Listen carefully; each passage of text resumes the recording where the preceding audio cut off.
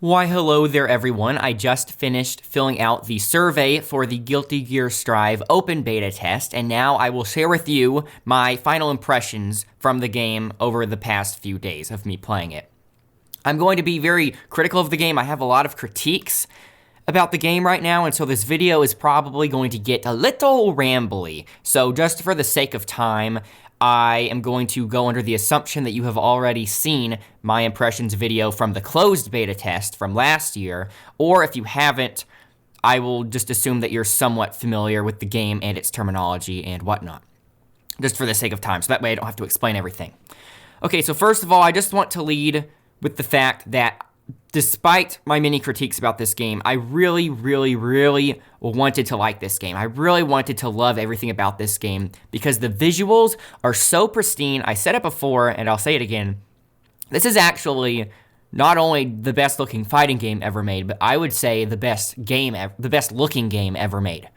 It really does look gorgeous, and the music is 100% my type. I feel like the music was made specifically for me. I could see not everyone being into the music because it's sort of unconventional for a game soundtrack because the music tracks are composed like not video game music. They're composed like a full-on track that would release like in an album or something by itself. And so when the music loops in the game, there's actually a sort of quiet period, which is very awkward. It feels like somebody's just playing their music playlist over the game instead of it actually being video game music. But I don't even care because, like I said, I love the music style so much in this game, and I feel like it was made specifically for me. So I really wanted to like the game. So I just want to preface with that because I definitely don't have a negative bias towards the game. I'm not one of those, I'm not a crotchety old Guilty Gear player that's been playing it since the 90s and wants it to stay the same, although I have played Guilty Gear XX Accent Core plus R since they added the new rollback, and I've also played Guilty Gear Xrd, but I will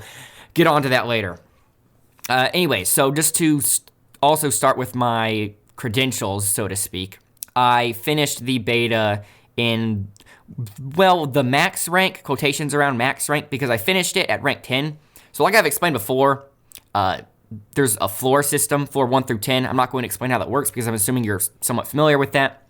But I finished at floor 10, which is seemingly the max rank. But actually, I discovered that after having won a certain amount of matches in a row in floor 10, I ranked out of floor 10 and made it to heaven. Floor 10 is Stairway to Heaven, and then floor 10 is actual heaven, the celestial floor. But I got banished from heaven shortly after, because once you get to the celestial floor, you have to win 5 out of 6 qualifying matches, which I never managed to do because I could never get through Axel, which was crazy hard, but I will move on talking about the game balance and my impressions of each character's viability later. So I didn't make it to heaven, although I got banished twice. So I made it to heaven, got banished, made it back to heaven, got banished again. But anyways, my point is that I did play the game long enough to get somewhat decent at it, at least relatively decent compared to everyone else in the game. So now I'm going to talk about the improvements from the last beta before I get on to the critiques, because I'd imagine I'm expecting the majority of the video here to be about the critiques, so I just want to actually talk about some of the improvements first. So firstly, this beta actually has a real training mode, which is really nice, because the last beta didn't have a training mode, and so I never really felt comfortable playing the last beta because I never really felt like I was optimizing any kind of combos at all, and I was just trying to throw stuff at the wall and see what sticks.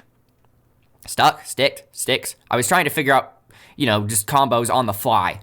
So I never really felt super confident, but since there's an actual training mode in this beta, I was actually able to use the training mode fully, right, and actually lab things and actually try to figure out how certain characters work and things like that. So I definitely felt like I got to dig into this game a lot more with this beta compared to the last one. So now I actually feel like I have a much more accurate impression of the game. Although that's not really going to be representative of the game because obviously the game has a training mode, so the last beta not having a training mode isn't really a critique of the game, or it wasn't a critique of the game at that point because I knew the game would have a training mode like all fighting games. So another improvement is that in the last beta, I was talking about how when you put your opponent in the wall, it was sort of a backwards game design because as a way to the rationale behind this was that way new players wouldn't just get corner comboed by a more experienced player and then feel overwhelmed and then just die from a corner combo, right? So they have a mechanic, and this has been since the last beta, where the wall, you can think of it like the wall having an HP amount, and it can regenerate. But if you keep them in a corner combo and you get enough wall splats, eventually you'll get like this really solid wall splat where you can do one final move to cash in some damage, and then you'll get a wall break and it moves to a different part of the map. The issue with this, the dilemma with this from the last beta, was that once you get that big wall splat, you could deliberately stop your combo and wait a few seconds, and then they'll start to slide down the wall, and then you can continue your corner combo. So it was actually optimal to halt your combo in order to prevent breaking the wall, and then you could continue your corner pressure. And so the fact that you were actually incentivized to avoid a game mechanic which was supposed to reward you was super backwards, because once you break the wall, basically the trade-off is that instead of keeping your corner pressure, once you break the wall, you get faster meter regeneration. And so now, the way they fixed it, I still kind of wish they did it some other way, but they still addressed it now. Now, if you were to deliberately wait and let your opponent slide off the wall, they don't actually slide down off the wall anymore. They can just immediately tech off the wall. So now, there's no opportunity cost, so you literally have no better thing to do than to literally just hit them through the wall and then let it break. So at least you're actually incentivized to do it now. So that is an improvement, because that was something I really wanted them to fix. Another thing they fixed regarding the UI, I still don't like the UI design, but one of the functional issues about the UI from the last beta was that the burst gauge moved along with these moving portraits, which moved according to your remaining HP, which was very not efficient, because each time you had to look up to see how much burst gauge you had, sometimes you'd have to look in different spots, and it just made no sense. But finally, they made the burst gauge static, so it stays in the same spot now, and the portraits don't move. So I'm really glad they fixed that. The risk gauge underneath the burst gauge is still really small and really tiny. I still think that should be a bit bigger, but I can still see it when I'm playing. It's just that I would imagine from a spectator point of view, like if you're watching a live stream and the game screen is shrunken down slightly because of an overlay, that it would be really hard to see the risk gauge. So the risk gauge should still be a little bit bigger, but nothing about the burst gauge itself moves across the screen now. Like, obviously, like, the amount of burst meter you have moves depending on how much you have, but the whole thing stays in place, so that's really good. Something I actually do like about the game's system, about the actual combat system. So this is the one gameplay thing, this is the one gameplay change I like in Strive over the gameplay design from Xrd and Accent Core. They let us use the Drift RC in this, a Drift Roman cancel. And a Drift RC, I don't know if this is the correct term. It's either like a Dash RC or a Drift RC. I just call it Drift RC because it sounds cooler. But a Drift RC is like a regular Roman cancel, but instead of a regular Roman cancel, you can input a dash input in either up, down, left, or right before you hit RC, and you do this cool little drift to do certain combos that you otherwise could not do. And it took me a while to get used to it at first, trying to like actually implement the Drift RC into combos, but once you get the hang of Drift RC, it really does feel nice, and I would say that's the one thing this game has on Xrd and Accent Core. Well, obviously, this game's netcode. So in the last beta, I should have brought this up. In the last beta, it was already announced that the game would have rollback netcode, but the rollback was actually not implemented in the last beta, so it was still using a delay-based netcode in the last beta. And in this beta, the rollback got implemented. And so in the actual matches themselves, once a match starts, the connectivity was good. So obviously, this game has better netcode than Xrd. But in terms of like the game design, I would say the Drift RC is the one thing Strive has over the other two. Okay, so those are pretty much the only positive things I have to say about this beta. So now I'm going to move on to a lot of things I'm still very critical of. And so I'm just very conflicted about this game. I still really want to like this game, and so I just kept on playing it. What's weird is that despite me having like all these critiques of the game, I was super obsessed with this game throughout the whole beta period. So I'd have to ask myself, wow, if I really hate all these things in this game, why am I so obsessed with it? And I think that's just because I really, really want to like it. And also, there's really not any other kind of new fighting game thing coming out around now. King of Fighters 15 is coming up, but that still doesn't even have a release date. But anyways, so things that are still bad. So, even though I like that they fixed the... I've already mentioned this, so I'll just talk about it a little bit. I mentioned they already fixed the moving portraits with the moving burst gauge.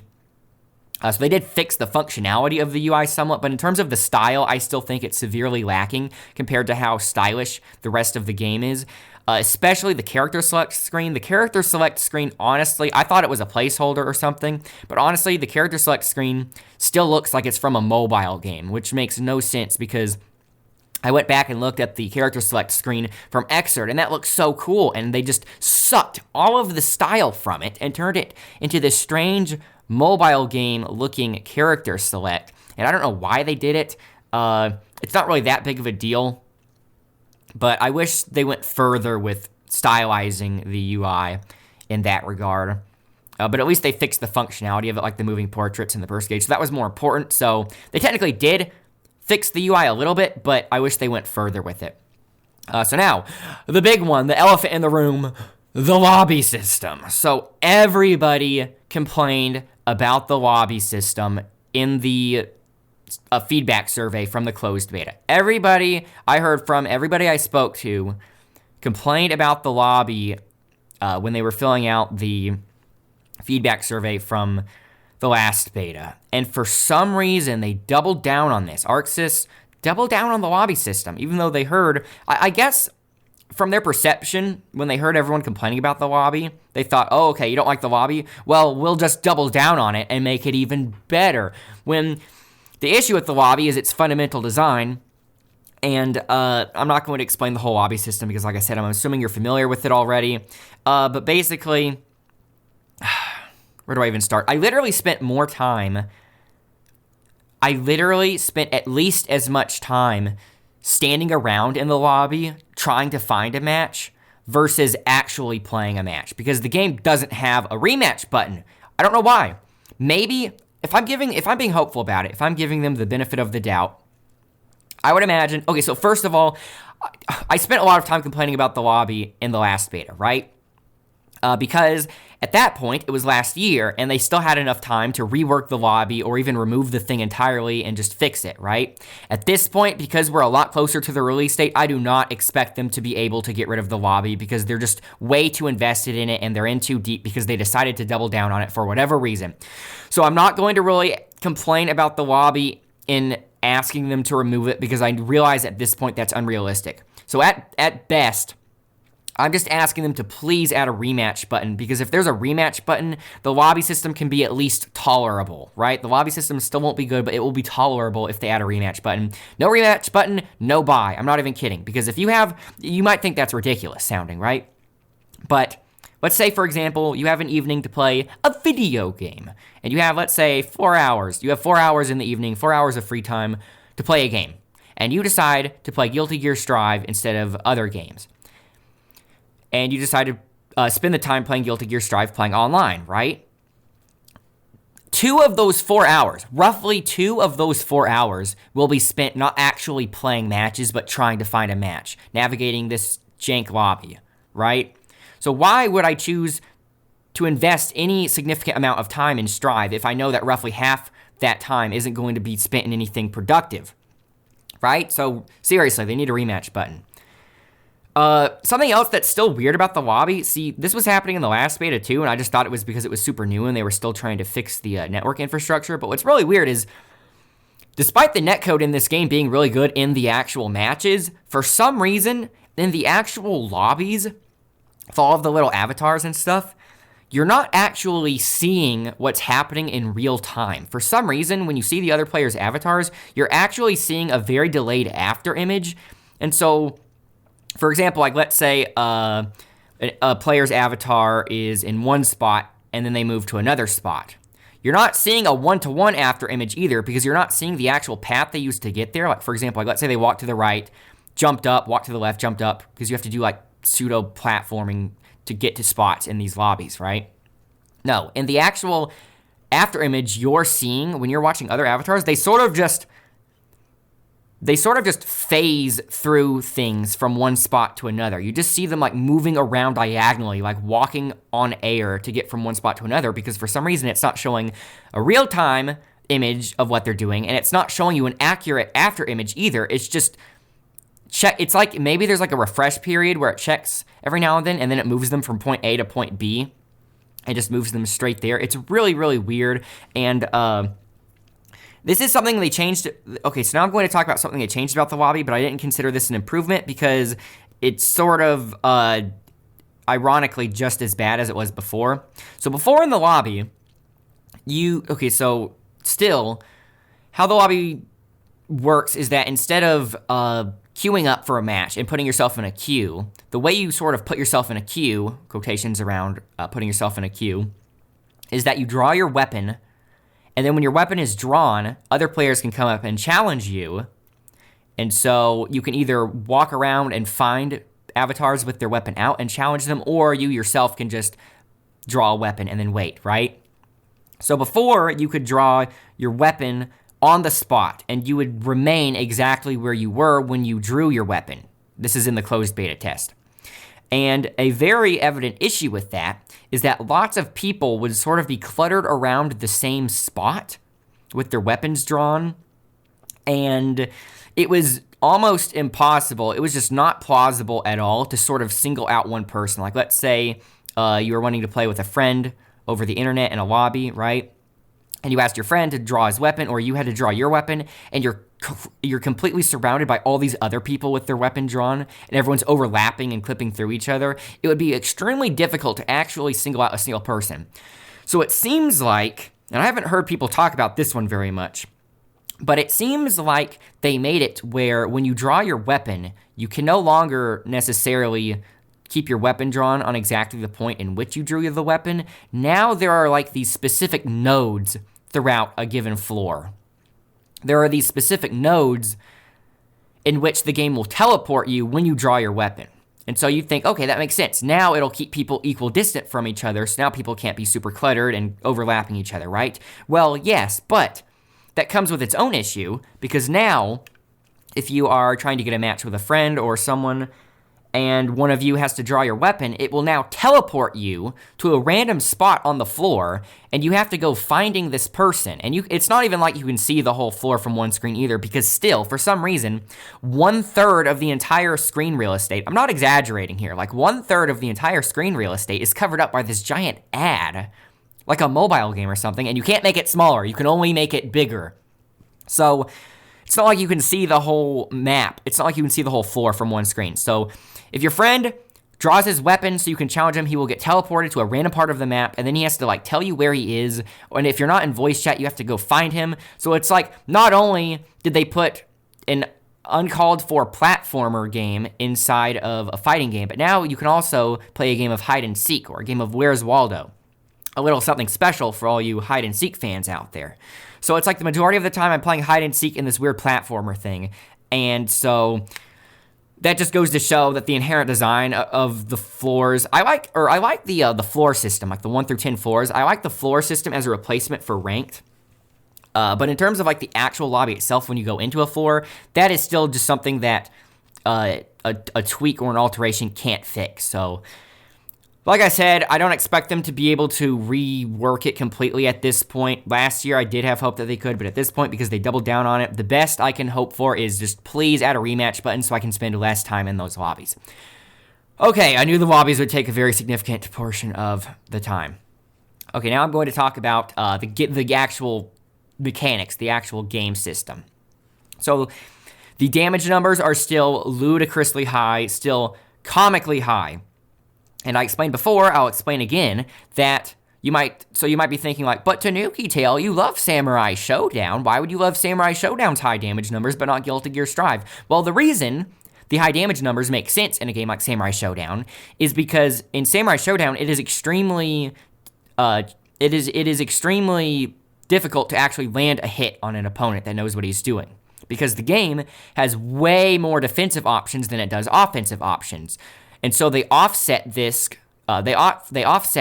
risk-reward factor by increasing the damage. So while there are way more defensive options in Samurai Showdown than offensive options, they make the offensive options still worth attempting because the attacks in Samsho do so much damage. So Samurai Showdown is a very, very unique fighting game in this sense because it knows exactly why it has high damage numbers. In Guilty Gear Strive, it feels like the damage numbers are high just because.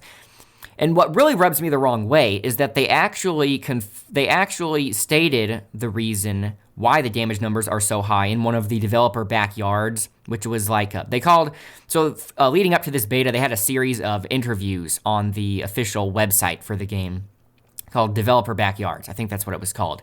And they literally said that the rationale behind making the damage numbers so high was so that even a new player could get a lucky hit on a more experienced player and win the match and win the round because of that.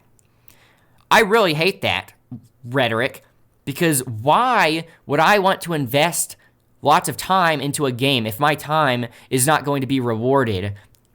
If I spend all this time in this game and I'm able to get even if I spend a whole bunch of time in this game, you're saying that now I can get hit by a new player if they get a lucky, no matter what, like lucky or new players just randomly hitting buttons, just random offense, they will get a lucky hit every now and then. Because like lots of times you'll fight a new, like if you're getting matched against a new player or something, you would start to fight them as if they're not a new player. And then once they start just doing random offense, then you would adjust, right? But there's no time to adjust in this game because if an opponent gets a few lucky hits, you're dead. So I really hate the fact that they are literally saying that they're trying to effectively not reward people's time if they spend lots of time in it. Because if I invest lots of time in a fighting game, I want to be rewarded with skill, with the expertise to show that I've spent a lot of time in the game, right? That's just how it is. You can't get around that. So I really hate that that's the reason why they did it. Do I think new players are going to be winning a lot? No, I actually think this game, despite all of their efforts, this game is not beginner-friendly at all. Obviously, I don't really care too much if a game is beginner-friendly because, I'm not a beginner to fighting games, but they seem like their number one goal with this game is to make the game beginner-friendly. And ironically, I think this game is not going to be good for beginners at all. It feels like you have to spend a lot of time in this game to actually get to a point where you can actually play it at a decent level. Ironically, I would actually say Soul Calibur 6 and Power Rangers Battle for the Grid are good examples of beginner-friendly fighting games. In Soul Calibur's example, even though each character in that game has an immense moveset, even though the characters have like a mind-bogglingly high moveset in that game. If you want to go through a character's whole move list, like you have to like at least spend 2 hours just going through the move list and reading what each move does. So you might think, wow, that's really overwhelming for a new player, right? Well, you really don't even have to have, you really don't even have to be super familiar with a character's full moveset in order to just have fun with them at a base level, right?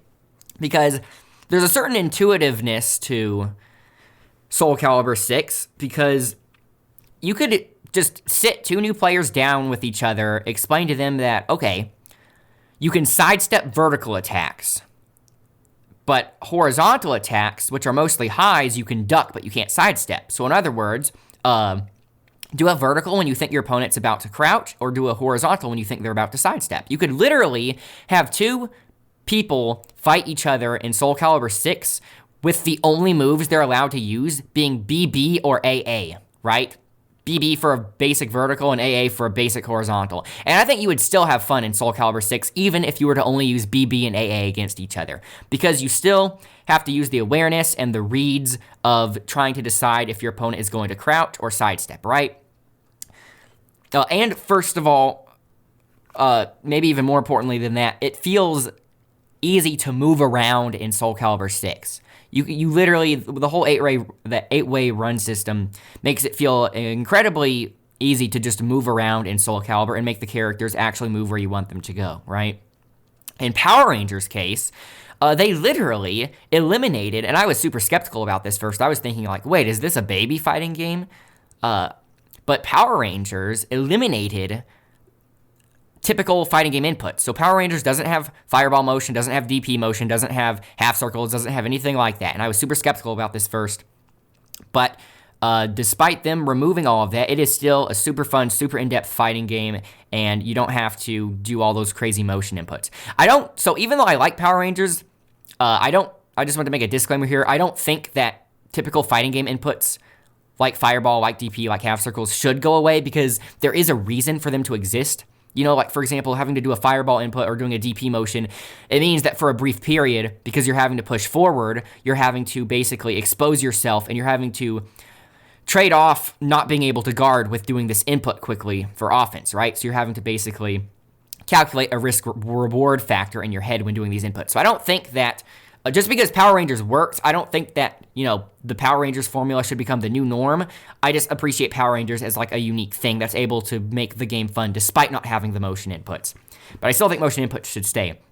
But anyways, my point is that this game, Guilty Gear Strive, does not feel beginner-friendly at all, because just immediately, this game does not feel like easy to move around in. It really did feel like I had to play the game for like 2 to 3 days before I started feeling like I could move around comfortably in it. Mostly I played Potemkin, right? So you might think, oh, well, you're playing Potemkin. You shouldn't complain about feeling too slow and clunky because Potemkin is just a big body grappler that doesn't even have a forward dash. Well, you're right, but I know Potemkin is typically like a slow character and doesn't have a forward dash or anything, right? But even compared to Potemkin's iteration in Guilty Gear Xrd and Guilty Gear Accent Core, Potemkin in this game feels really hard to control. And yes, he's really good in this game. You might have heard people, complaining about how good Potemkin is in this game. Yeah, Potemkin's really good in this game. He's high tier in this game. But I don't really care if a character is high tier or not. I don't play characters for that. I play characters because I think they're fun. And I will play Potemkin whether he's low tier or top tier, right? And Potemkin, even though in Accent Core, relative to the other characters in that game, he is considered like the slow, clunky one. Despite that, he still feels so much better in Accent Core. In Accent Core, this is my favorite iteration of Potemkin in terms of how he plays. He feels so nice in that game. It plays like a dream. He has so many like little nuances about his movement and stuff, like his crouching medium has this vacuum effect. Technically, Xrd got rid of that, so I'm not faulting Strive for getting rid of his vacuum effect on his crouching slash. When I say M, I'm saying M for medium, which I think of as medium slash as opposed to heavy slash, but it's really technically heavy slash.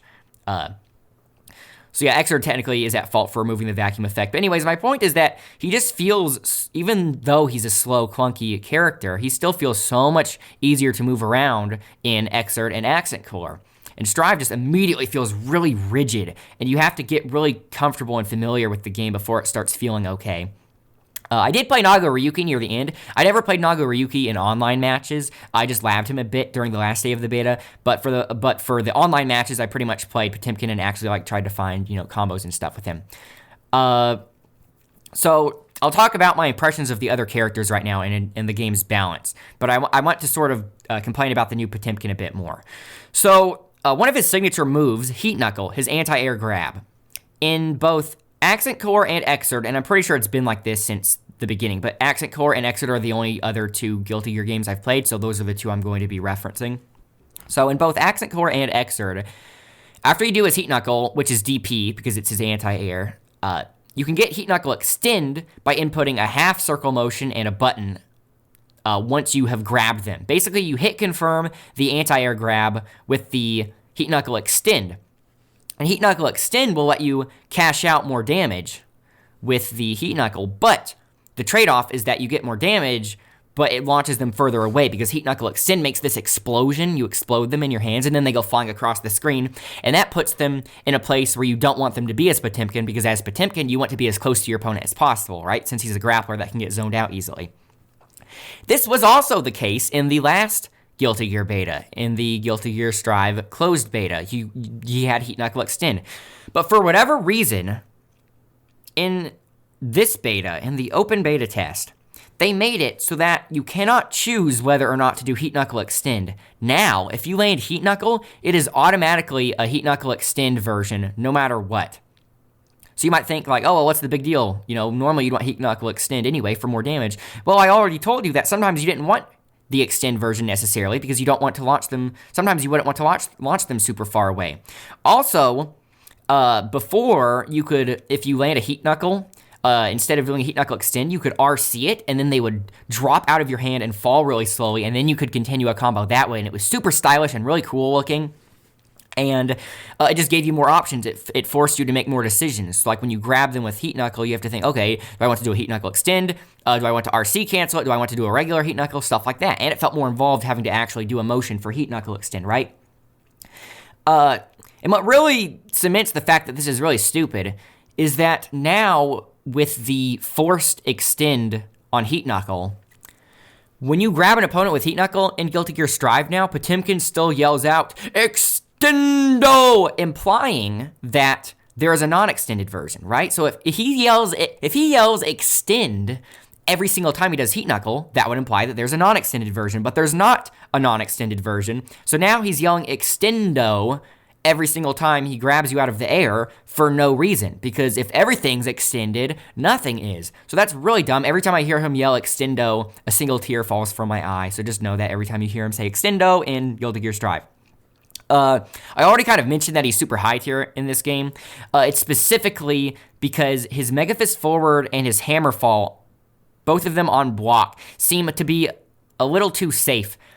I think technically, so the trade-off with Mega Fist is that typically in Accent Core and Xrd, Mega Fist backwards is safe on block, but obviously you have to go backwards with it. So you're going to be moving further away from your opponent, or you would use it defensively, like if you think they're about to rush in or something. Whereas Mega Fist forward is more offensive because it moves you forward, but Mega Fist forward would be unsafe on block. So that's the trade-off between Mega Fist forward and Mega Fist back.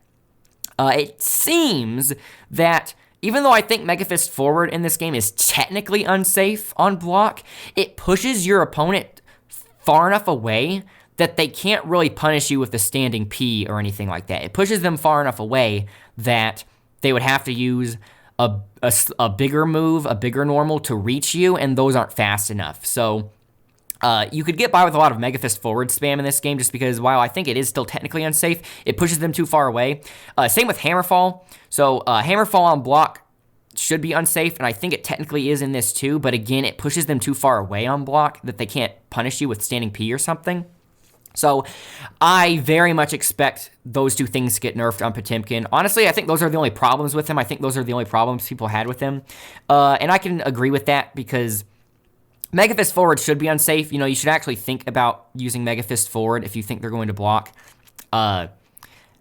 So they should either make it where it doesn't push your opponent so far away on block, or they should just make it even more unsafe than it already is, assuming it is already somewhat unsafe. If it's actually safe, then they need to make it like, you know, significantly unsafe. But if it is slightly unsafe, like I expect it to be, then they should just make it more unsafe. I don't want them to like slow it down or anything like that. I think slowing down the moves or like like Mega Fist is an overhead. So like, for example, if they make it not an overhead or if they slow it down to make it more reactable, I think that would be really bad. That would just make Potemkin feel worse. I think they should just make it unsafe, right? Because Potemkin's supposed to typically be an unsafe character anyways.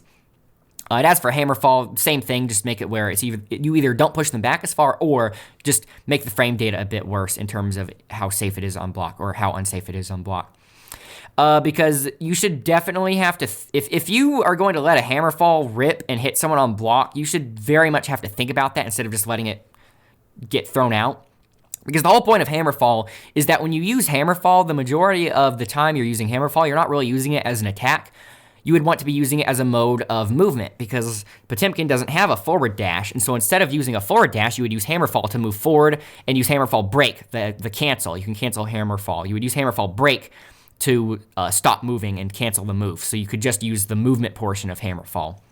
So you would either want to use Hammerfall as like a movement tool like that, or because of the Drift RC, something I liked doing in this beta is I would use Hammerfall. Like for example, if I was like getting zoned out or something, and if there was like a big gap in between me and my opponent, I would do a Hammerfall to cover a big portion of the screen really quickly, and then near the end of my Hammerfall, before reaching the opponent, I would cancel the Hammerfall rather than canceling it with a Hammerfall break. I would cancel the Hammerfall with a Drift RC forward. So if you do Hammerfall and then cancel it with a forward RC drift, you can cover a lot of ground really quickly. So I would basically cover the entire screen's distance with a Hammerfall into Drift RC, and then go into Potbuster. So I could effectively do like a full screen command grab to close the gap really quickly against zoners. So I thought that was really fun. Like I said, I do like the Drift RCs.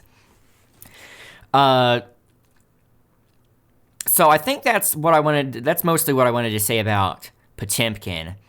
So now I'll talk about Nagaryuki, because he's the other character I played.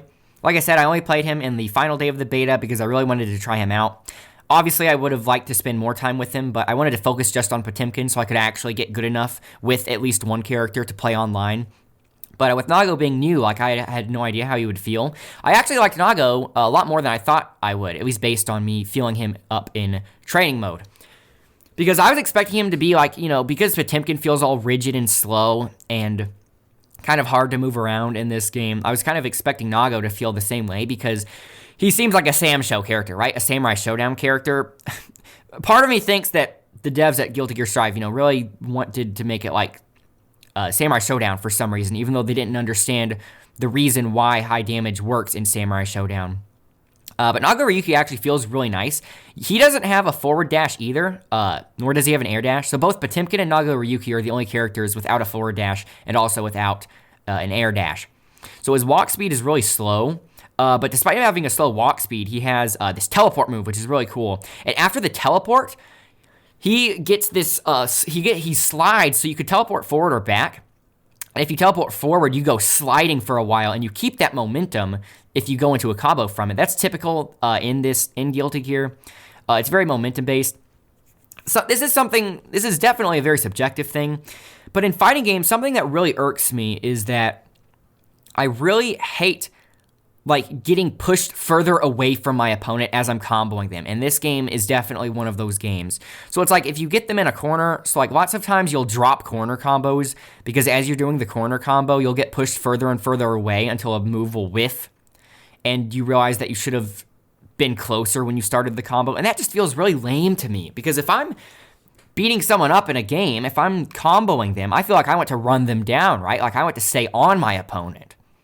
And so with getting pushed further away from your opponent as you're comboing them, it almost feels like you're trying to run in a dream, right? Like if you're trying to run in a dream, and then it feels like you're running in water, and then you slowly lift off the ground and you can't run as fast as you want to, and it's just really frustrating, right? Like you're almost there, but you're not. And it feels like that in these games. So the way Guilty Gear Strive kind of offsets that is that Potemkin doesn't have this just because, he's a slow character and he doesn't have a forward dash. But Soul Bad Guy is a very good example of this. He's able to carry his momentum. It's almost like the what they call inertia from DMC4. Like you have to use movement stuff, and then you have to capitalize on the momentum, on the velocity you have from the movement while doing a combo. So certain combos won't work if you do it without the momentum, for example. So Nagaryuki, even though he doesn't have a forward dash or an air dash per se, he still has a teleport, which lets him slide on the ground quite a bit. So it feels really nice. It feels really nice doing a combo after that because of how much momentum you get. I do want Abba to come back in the game, but I'd imagine Abba is not going to be in anytime soon. Maybe she'll get added for a later season pass or something, but I don't imagine her to get added soon because Abba has this whole blood mechanic, and Nagaryuki's whole gimmick is that he has a bloodthirst meter, so he's a vampire samurai. And he has a bloodthirst meter, and certain moves of his, like the teleport, for example, will start making the bloodthirst meter fill up. And if the bloodthirst meter fills up all the way, he will sort of lose control. His mask will come off, and he's in this blood frenzy mode, essentially. And it makes it where he can only do 3 different moves. He could do one big slash, another big slash, or a super, which will get him out of that mode. As he's in this mode, his HP goes down really, really fast. So as Nagaryuki, you really don't want to be in this mode at all. You want to be avoiding it. But if you are in it, you get these giant, almost full-screen normals. Obviously, though, your combo potential is hurt quite a bit. He almost turns into a completely different character with just 3 buttons in this mode, right? Because your goal is to get back into normal mode, get the bloodthirst under control as quickly as possible. So a way to sort of manage the meter in normal mode is that his command grab called Blood-Sucking Universe, which is one of the coolest names for a move ever, if you ask me. So Blood-Sucking Universe, his command grab, will bite the opponent and drink some of their blood, and that will sort of satiate his bloodthirst temporarily. So Nagoriyuki will sort of fish for the command grab whenever he can to manage his bloodthirst and keep it down. So it's a really cool mechanic, a really cool chore you have to do while playing him. And his combos feel really cool too. Definitely not easy right off the bat because so many of his moves are special cancelable. So one of his moves, or one of his combos that I managed to pull off last night was one special move into another special move into another special move into another special move. And so it feels really crazy but really satisfying to pull off. And he definitely does kind of feel like a Samurai Showdown character, but not in a bad way. I like him a lot more than I thought I would. And he does feel very good. So in terms of like tier lists, Potemkin's very good. He's probably going to get nerfed with the Mega Fist and Hammerfall, like I said. Nagoriyuki, I think he might actually get buffed slightly just because I think people are finding him hard to use, even though I think he's good. I've seen some really good Nagoriyukis, and I think he's just fine as is. But if they're going to change the game's balance based on just statistics, like looking at win percentages and stuff, it seems like not many people knew what they were doing as Nago, and so they might buff him slightly just for that, even though I think inherently he's fine. So now, going through the other characters, Ramlethal seemed to be the most popular character in this beta, and she seems pretty reworked from her Xrd iteration. So, like in Potemkin's case, Potemkin is pretty much the same character as he was in Xrd, but he's just missing a bunch of moves. So, like, he's missing Trishula, things like that, right? Although he did get a new move called Garuda Impact, which I didn't like at first because I thought it was only for, like, Oki, because it inflicts a whole bunch of blocks on your opponent, and then, yeah, you can get take throws off of it, but it's kind of basic. But I found that you can actually use it in a combo, and if you're near the corner, you get this really cool wall bounce, so I actually did like the move. It did grow on me. But, Potemkin still has way less moves in this than he did in Xrd. So for most characters, for most returning characters in this game, they just feel like a lesser version of their counterpart from Xrd, which is disappointing. But in Ramlethal's case, it seems more so that she was like reworked completely, and she was the most popular character in the beta by far, and so I got the most matchup experience against Ram compared to the other characters. So fighting against Ram is actually really hard. I think Ram is really good. I think Ram is top tier because she can throw out her swords. So her gimmick is that she can throw out these big swords, okay? And if she throws out both of the swords, she has to wait for them to come back. So if she's missing both of her swords, that's the time to get her, right? That's when you rush her down. But when she throws out the swords, they get stuck in the wall. Also, they're very fast. Potemkin has a flick move where he can flick projectiles back. You cannot... not once was I able to flick one of Ramlethal's projectiles on reaction. You have to actually get a read there, and the timing seems pretty tight on his flick. Despite Potemkin being really good in this game, the window for flicking projectiles back as Potemkin seems to be a lot tighter in this compared to both Xrd and Accent Core. So Ramlethal's projectiles are super oppressive because you can't react to it with a flick. You just have to block. But the issue is that the swords get stuck in the wall, right? And then after a moment, they explode. And so the issue is that even if you block these swords, they will push you so far into the corner, and then the sword stuck in the wall will be behind you, that you have to keep on blocking, because if you let go of block, or if you try to like Hammerfall forward to get away from it, it'll explode behind you, and then that gives Ramlethal enough time to come over and keep up the corner pressure. So Ramlethal is extremely oppressive. She can put you in the corner so easily, and it's really hard to use Burst against her to break her combos, because this will lead on to one of the suggestions I have about the game. I think that Burst should have a bigger radius, because considering how short these matches are because of how high the damage numbers are, and considering how slow the burst meter regenerates, you're only getting like 1 to 2 bursts in a given match at most. Most of the time, I only get 1 burst in each match, but sometimes you can get 2 bursts in a match if the first burst you use like really early in round 1, and then it moves on to like a tiebreaker round, then you can get a second burst. But I never, ever saw anyone get to use burst more than twice in any match. So at most, you're going to use it twice, right?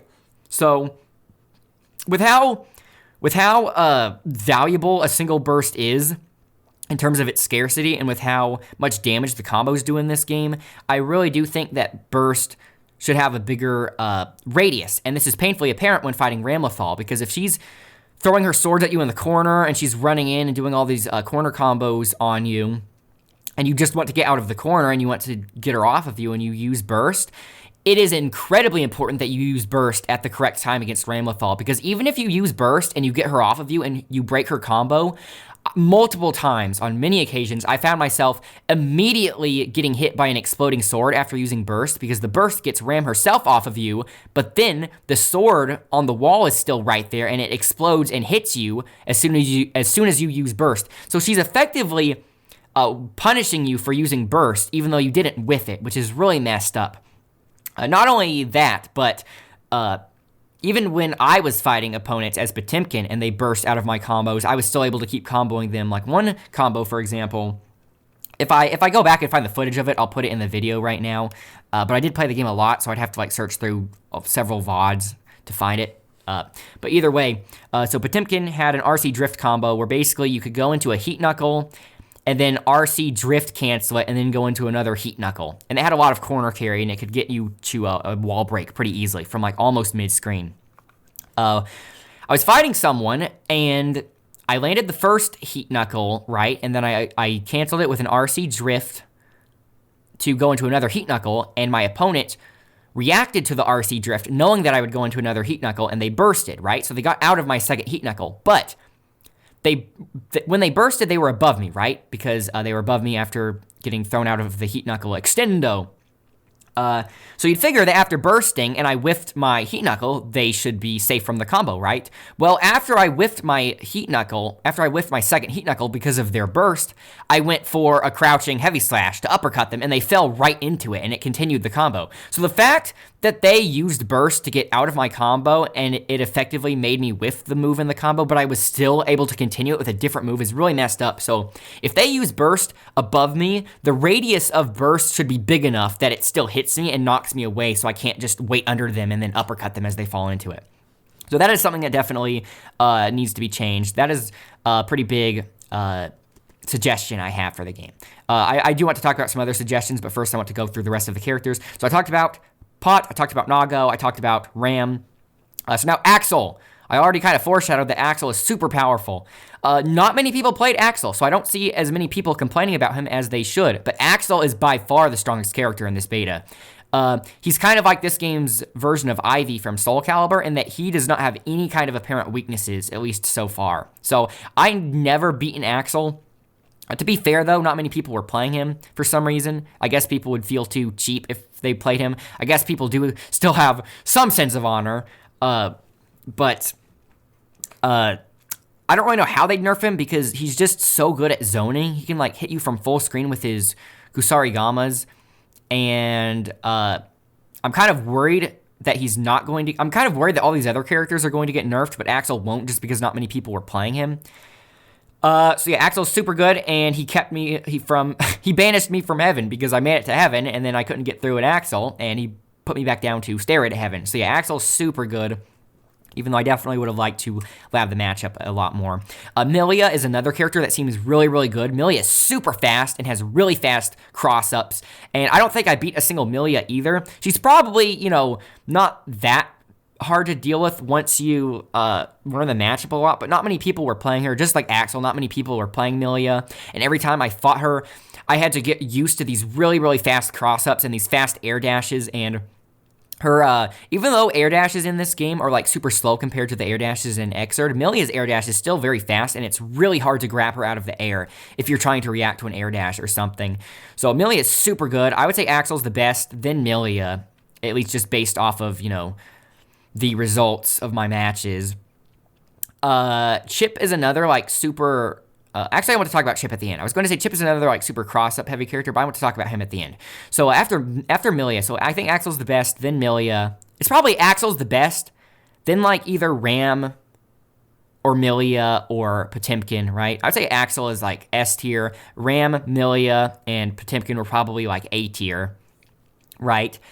Leo seems really, really good. He has some really strong cross-ups. His cross-ups are really fast and really hard to react to, even though I think they're technically reactable. They're still really hard to react to. Like, I wish I could have gotten more matches in against Leo so I could start to consistently block his cross-ups more.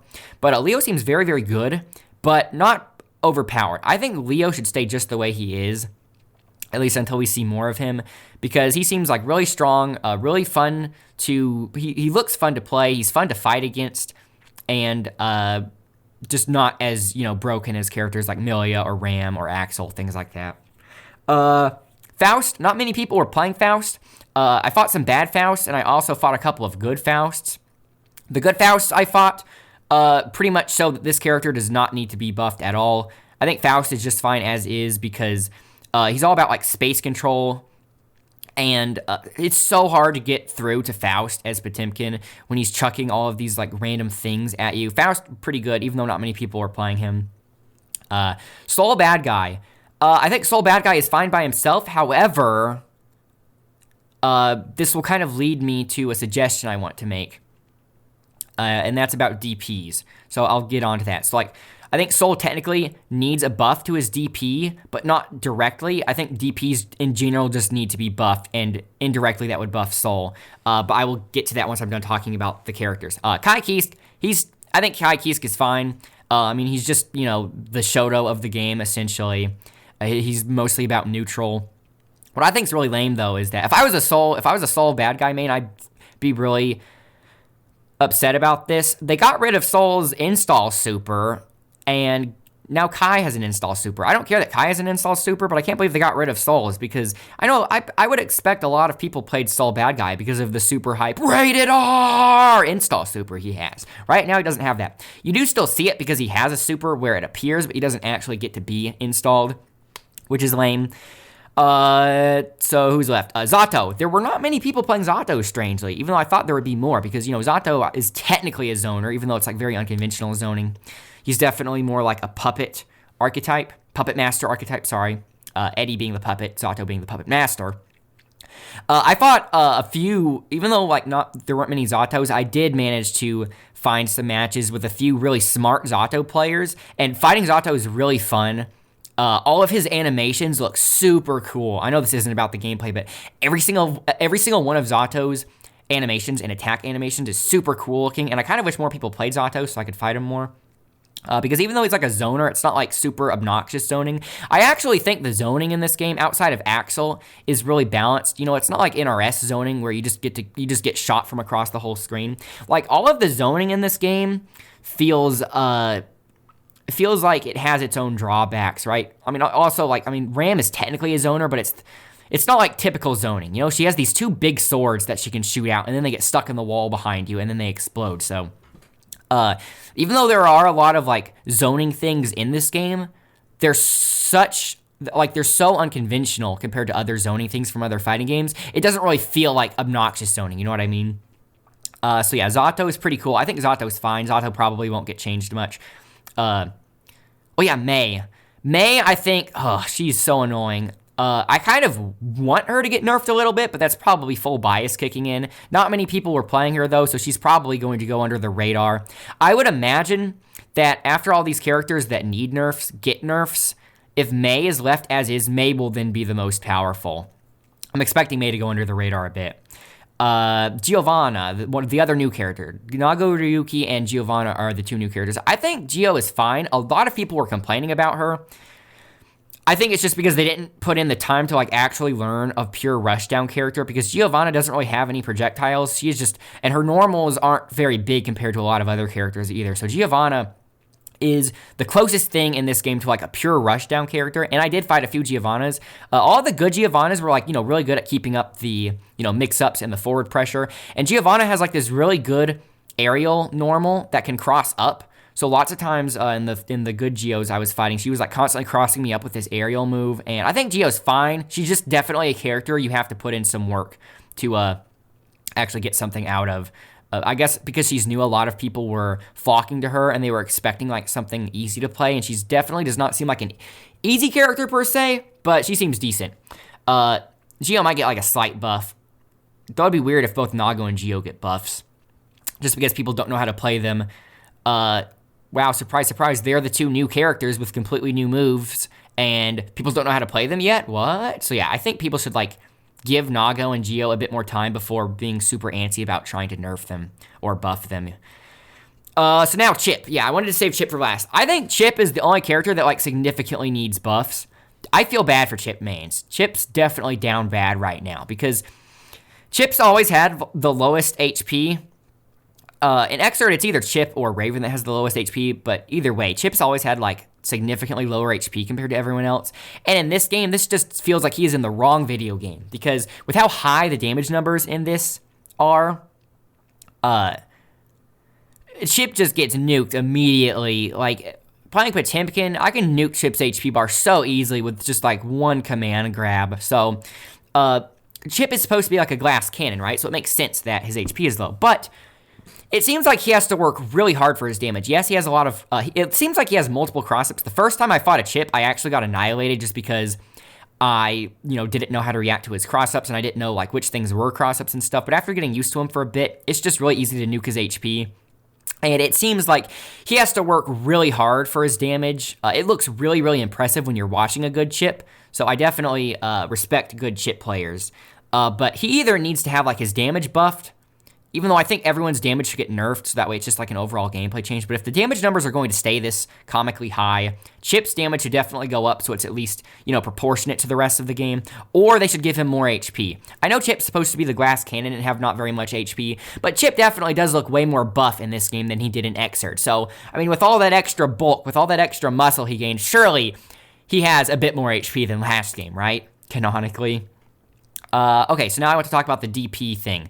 So, I don't know if this was possible in the closed beta test. Maybe it was, maybe it wasn't. If it was, we never discovered it just because I guess we didn't lab things enough in that game, in the closed beta because we didn't have training mode. But with the open beta test, we discovered something very, very strange about DPs. And DPs in this game, you can actually get hit or grabbed out of a DP, which is really, really weird, right? Like, I cannot fathom why they made this design decision outside of them just doing it just because. So, like, for example, even if you expect Soul to wake up DP, you can time a grab or a jab to grab him or hit him out of the DP. It's sort of like similar to the timing of a tick throw. So, I mean, it still takes skill to knock them out of a DP, right? But it's stupid that you can do it at all. So, that seems to be, like, the one thing that's keeping Soul held back. So, like, I would say if you want to buff Saul, buff his DP and make it where he can't get grabbed or hit out of his DP, right? But that's true with every sort of DP every kind of DP that has invincibility at the beginning in this game. You can hit them or grab them, like, at the very start, which is really weird. And it's not just command grabs either. I saw people doing, like, regular grabs, so... That's a very, very strange design decision. I don't know why they did it. We sort of started discovering that not immediately in the open beta test, but like after a few days, it became more apparent, and that's really, really weird. Yeah, so anyways, my two big suggestions at this point, well, my one suggestion would be to fix the lobby system, but I don't expect them to do that at this point with how close it is to the release. So, at most, I just really want a rematch button. No rematch button, no buy. Seriously, that's really weird. Like, I don't remember if I said this or not, but I'm giving them the benefit of the doubt in that they probably didn't want a rematch button in this beta test because maybe they wanted people to spend more time in the lobbies so that way they could, like, test the connectivity of the lobbies themselves instead of just having people rematch each other over and over. So I really hope they add a rematch button. So aside from that, though, my two big suggestions about the game design itself is to increase the radius of burst and also maybe reevaluate the invincibility of DPs because it's really, really strange that you can grab or hit someone out of a DP at the start. Then, of course, the balance things I suggested, but I think it's very, very hasty to try to make any sort of balance suggestions this early because, it's not even like I got that experience with some of the matchups. The only characters I really played a lot against were Ram and I guess Ram, Kai. Yeah, outside of Ram, I don't feel like I'm super familiar with any of the matchups, really, so obviously I'd need to spend more time before being super confident about the balance changes. But those were my impressions. Let me know what you guys thought if you played it yourself, or if you didn't play it, let me know if you have any questions about it, and I will try to answer them.